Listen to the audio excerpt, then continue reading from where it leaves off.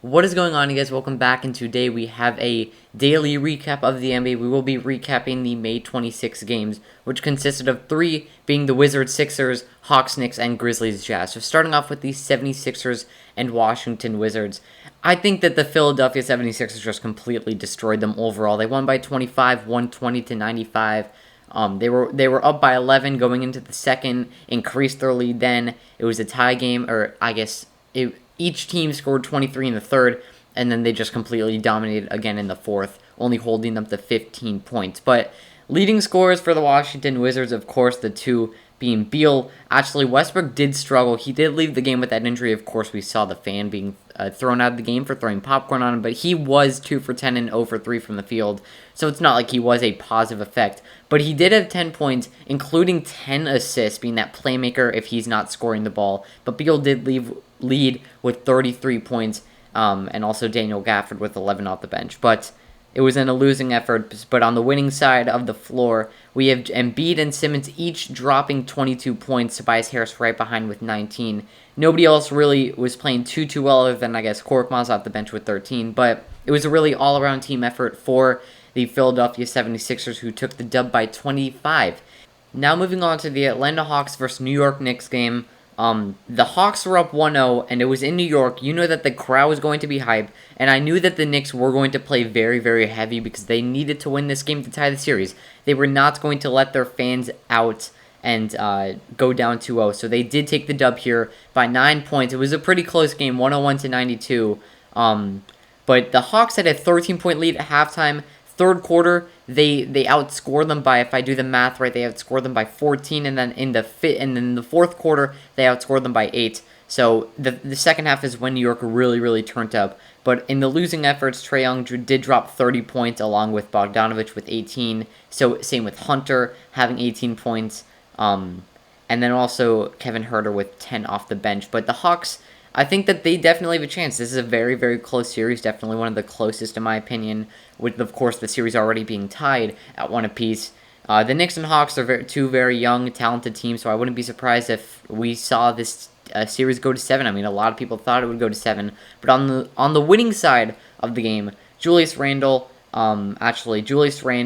Reggie Bullock, and R.J. Barrett each had themselves a 15-point game, but it was the main factor being Derrick Rose with 26 points off the bench, Alec Burks with 11, and Derrick Rose making his late case for 6th man of the year. Obviously, was already announced. Even if he popped off in the playoffs, I think it deserved to go to Jordan Clarkson. But Derrick Rose was a big factor for the Knicks, and he has been all season since he got traded to them.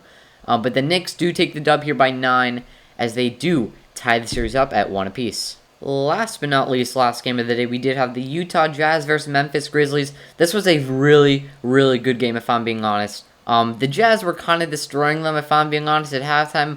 But wait till we got to the third quarter, right? The Grizzlies put up 43 points, but the fourth quarter, the Jazz kind of shut them out. But the Grizzlies outscored them 43 to 29 the third. They kind of caught up. This was a very high scoring game, 141 to 129. Jazz winning was the final score. The Grizzlies did take game 1 without Donovan Mitchell, keep in mind, so they were able to take advantage of that one.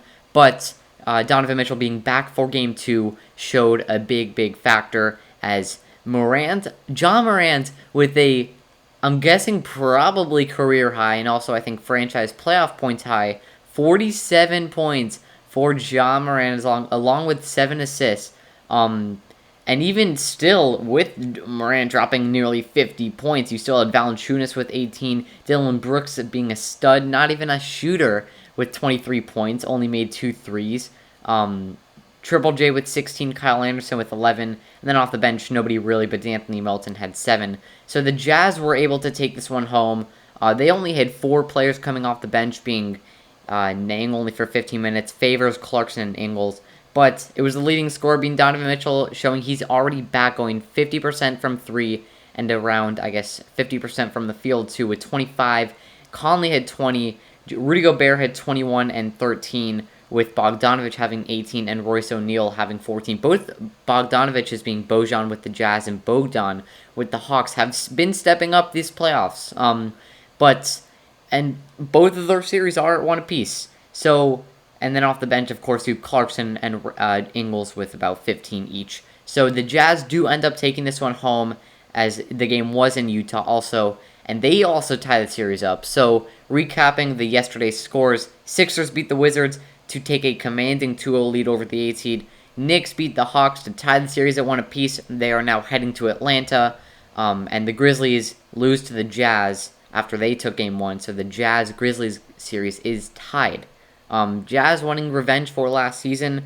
It would be insane, I guess, if I'm thinking about the bracket right now. We're thinking about 1 and 8 seed. They're at the top. Nuggets are 3 and 6, which means they are at the bottom, which means that the Nuggets would have to beat the Suns or the Lakers, and the Jazz would have to beat the Clippers or the Mavericks, which it's looking like right now could be the Mavericks. We will have another recap tomorrow, but right now it's looking like it could be the Mavericks as they're up 2-0. But the Jazz would have to beat them, and the Nuggets would have to end up... It looks like they could... Their series is tied with the Blazers right now, but they do play tomorrow. Or, sorry, they do play tonight, and the Suns and Lakers play tonight. So those two games are going to be big factors on who we're going to see moving on to the next round. But we could possibly see us Nuggets-Jazz... Western Conference Finals. Of course, it wouldn't be the full effect as Jamal Murray is out, but it would be fun to see these two teams match up once again in the playoffs. But that will wrap up the video. Hope you guys enjoyed. Have a great day. Let me know what you think about what's going to happen tonight. Bucks, Heat, Suns, Lakers, and Nuggets, Trailblazers are the games happening tonight. So that'll wrap up. Have a great day.